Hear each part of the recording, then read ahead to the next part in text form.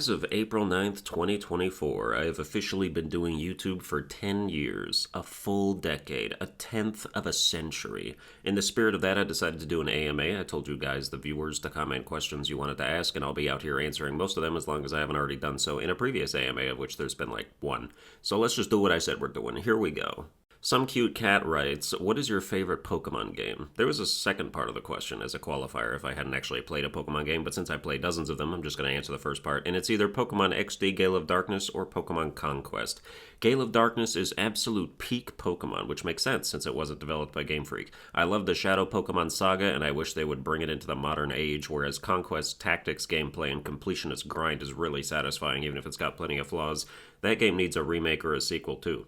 I wish I was in charge of this franchise, because we would get so many cool games, and not just remakes or sequels. I have ideas for spin-offs that completely shake up the formula. I had one where it's turn-based and moves are affected by distance, so you set it up almost like Darkest Dungeon style, but just one Pokemon on each side or two for double battles, and then attacks are more or less successful depending on yours and the enemy's positioning as you move your Pokemon around. Another idea was a game where it's still technically turn-based, but also real-time reactionary, so your opponent takes their turn and makes a move, but then it comes out in real time and you have to react accordingly, either by spending rechargeable meter with diminishing returns to have your dude dodge or block and reduce damage from the attack, to countering a move with your own move, like dousing an ember in midair with your water gun to negate it. There would also be environmental factors, because you would be battling in an actual arena with visible stuff to interact with, like how Ash won his gym battle against Onyx in the original show by activating the sprinkler system, and tactical stuff like how against Bugsy's Scyther it was using Swords Dance to blow away Ash's Cyndaquil's flamethrower, until Ash had him jump over the Scyther and shoot him from above to cook him. There's so much dynamic shit in Pokemon that is just never taken advantage of in the games. It's so formulaic and mathematic. Pokemon battles are just numbers fighting each other. There's no soul. How do you have a show with so much X factor where anything can happen and strategic victories can border on genius level outside the box thinking, and then none of that is in your multi-decade video game franchise, ever, at any time? But so yeah, those are my favorite Pokemon games. Looking up number 1864 writes, do you like any Battle Royale game? If not, why? I like the ones that aren't shooters. I'm a big fan of Headbangers Rhythm Royale, a music minigame elimination round thing that I've been playing every Friday during my drunk streams for months now. I like Fall Guys a decent amount, not so much anymore because it's been corporatized and just not the same, but it can still be fun. What I'd really like is Fall Guys, but with a way smoother movement system. Like, that shit is slow and clunky and retarded by design. You run like a toddler and your character trips at every opportunity. I want an obstacle course Battle Royale more like Mirror's Edge, or just something flashier with tight controls and a higher skill ceiling. I love platforming, I love rhythm games, racing is fun, so those are the genres where I'm most keen on playing a Battle Royale. Kenshi_plays6179 writes, what is your opinion on the Zelda franchise, both classic and new games? I miss the boat on liking any old Zelda games. I've tried Ocarina of Time, I've tried the super old ones on the SNES or wherever. I just firmly can't enjoy games that are that old that I didn't grow up with. The nostalgia isn't there to obfuscate the age. That's not to say all old games are carried by nostalgia. Some definitely hold up on their own merits, but I don't think Zelda is one of them. I kind of liked the Link's Awakening remake. I had a pretty meh opinion of Breath of the Wild because I think that combat style makes me feel like my feet are glued to the floor. It's so slow, and you traverse at a snail's pace too. It's just like, why is the world that big if I am a three-toed fucking sloth? You could have made it the size of a warehouse and it would have been enough. The Yakuza series gives you a few city blocks and manages to be densely packed with good stuff. South Park: The Stick of Truth gives you a single neighborhood, and I never wanted more. Then Tears of the Kingdom was Breath of the Wild 2.0 with an immense feeling of deja vu I couldn't kick even with the new mechanics, so I fell off after 9 hours. Here's what it would take to make me like a new Zelda game. Smooth, fast-ish combat. I don't need Link to be Sekiro, but I wouldn't mind like Horizon-style combat with the versatile weaponry he's got. Sword slashing, shooting arrows, and chucking bombs in a more mobile flow state. Medium-sized world. Metroidvania elements like they do sometimes with new abilities opening new areas. I do like the puzzle aspect for the most part, so more of that. Basically, I just want Ubisoft to uncancel Immortals Phoenix Rising 2 because the first game is actually straight up everything I want a Zelda game to be. That's a way clearer answer. Just play Immortals Phoenix Rising, and that's what I wish Breath of the Wild was. Smoke2Lock writes, what's your thoughts on Pro Melee? I think it's fun to watch sometimes. If I've ever tuned into an Ultimate tourney and Melee was running on another stream, I'd spectate for a bit between matches. It's super fast and cool, but I don't watch Smash that much anymore. Big ol' Nate Dog 3312 writes, would you ever consider playing slash streaming TCG games like Digimon or Magic the Gathering, either physical or digital? I used to stream Yu-Gi-Oh! A lot back when Legacy of the Duelist came out. Master Duel less so because competitive Yu-Gi-Oh! Jumped the shark like 10 years ago. But even though I like deck builders and card games in general, I haven't gotten into much TCG specifically. I'd get into Pokemon trading card game Pocket when that releases, but I don't like that it's only on the phone. If it was on Steam or Switch, I'd be all over it. Marvel Snap is actually a game I used to be obsessed with, but I logged back into there like a week ago after being away for a year. I don't even recognize that shit anymore. Honkai Star Rail and Disney Speedstorm are my ride or die service games, so I don't have room for any others. Fricky Nixvin9162 writes, do you have any philosophical hot takes?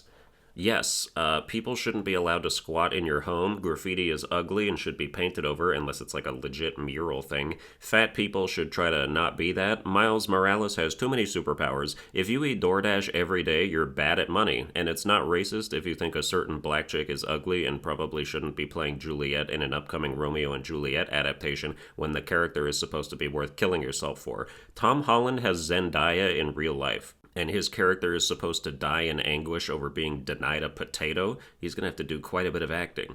Finch Used 18 writes, no really, which came first, the chicken or the egg? You can answer this definitively, it's the egg. Dinosaurs laid them millions of years before there were ever chickens. Checkmate, atheists. I wonder what a dinosaur egg would have tasted like over easy. You'd have like 2 days of food.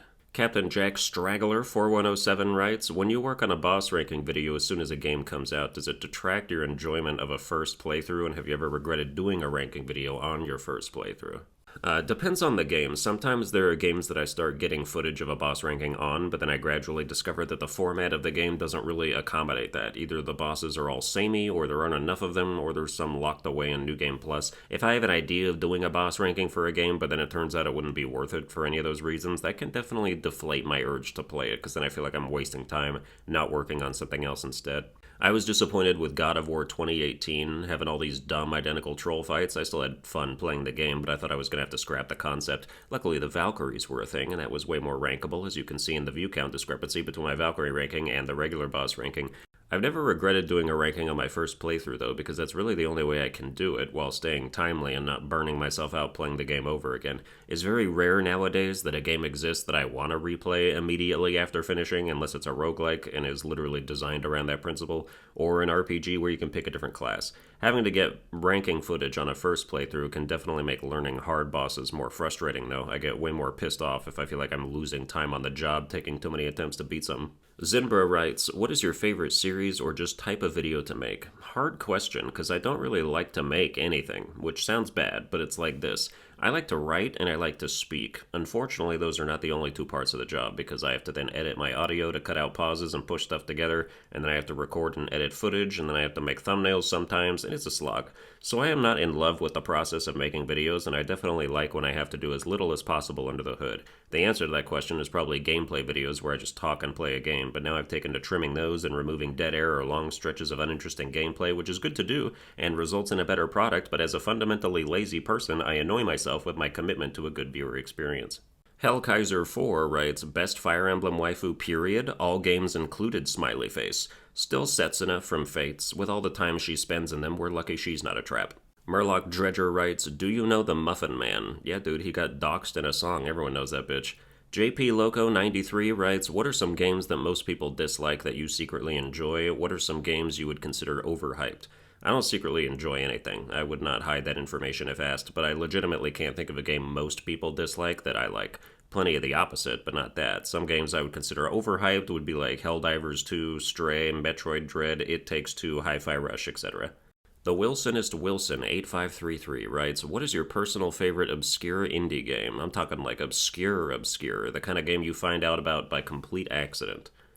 Unsighted. I put it as number 2 in my top 20 games of 2021. To this day, it only has like 1,000 reviews on Steam, but when I played it, there were less than 50. It's a top-down action Metroidvania where you can dual-wield any 2 weapons or gadgets with a ticking timer system that gradually kills all the NPCs in the game if you don't bring them meteor dust to keep the ones you like alive. There isn't enough to save everyone, so it's a neat dilemma, or you can turn it off in the options if you don't want to feel that pressure. Regardless, the combat and platforming is top-notch.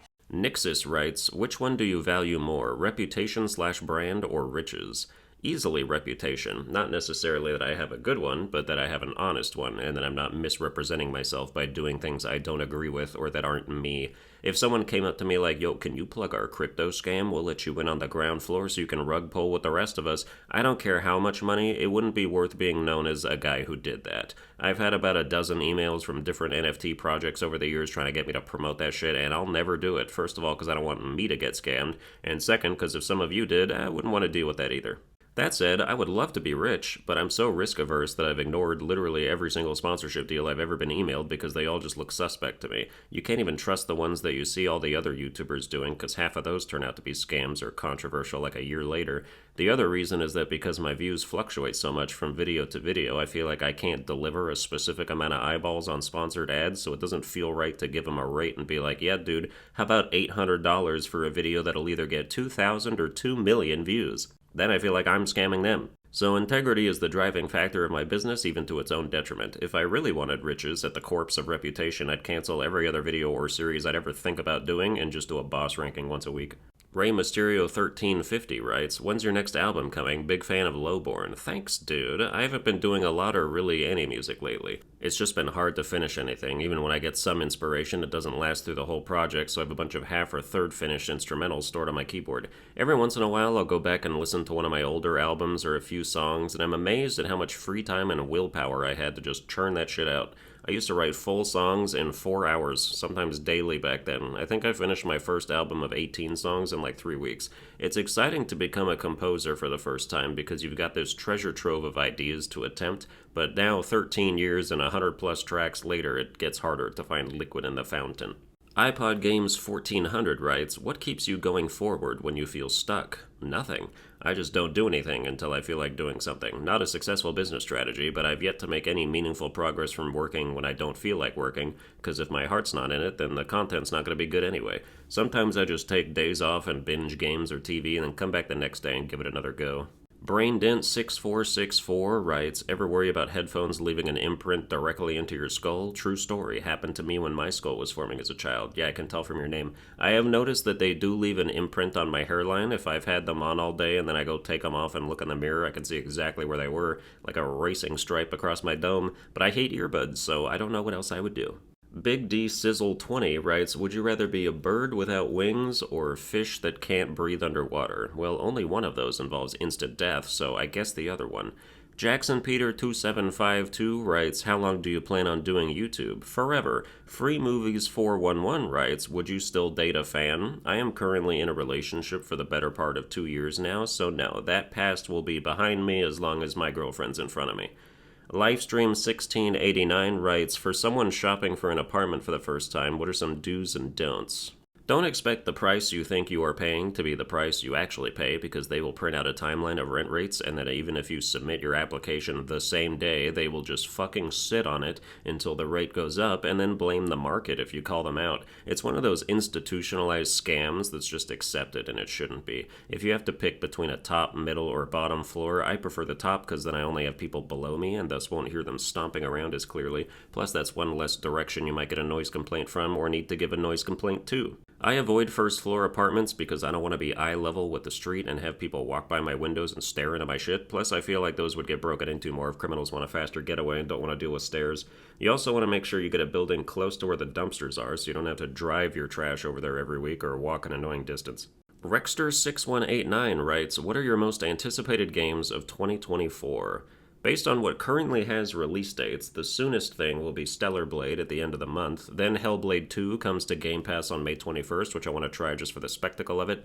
Elden Ring DLC coming out June 21st is sure to be a big hit for the channel. Then there's Black Myth Wukong on August 20th, and so far that's all we have that's confirmed. If there was a reasonable benefactor pulling the strings from beyond the cosmos, we'd get Hollow Knight Silksong this year, and then that would be at the top. Iri by Dolm 481 writes, all-time favorite FromSoft boss, either Ava the King's Pet from Dark Souls 2 or the Ancestral Spirit Deer Thing from Elden Ring. I like big animal bosses that aren't dragons. Lolita Cat writes, do you ever go back to your old stream of consciousness videos and reflect on them? How do you feel about some of the older or more controversial ones?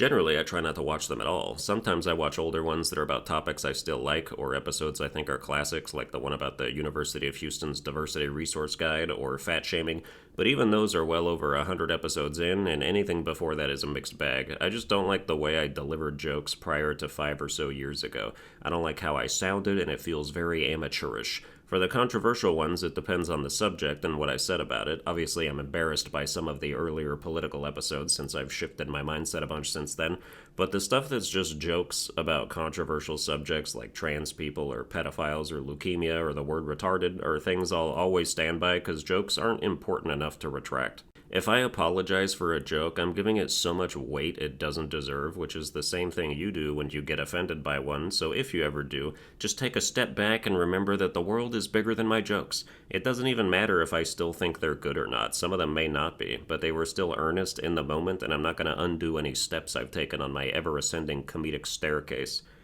But that's going to do it for this AMA. I hope you enjoyed it. If you did, you can like, share, and subscribe. Watch all my other videos with one hand tied behind your back, and I'll see you guys next time.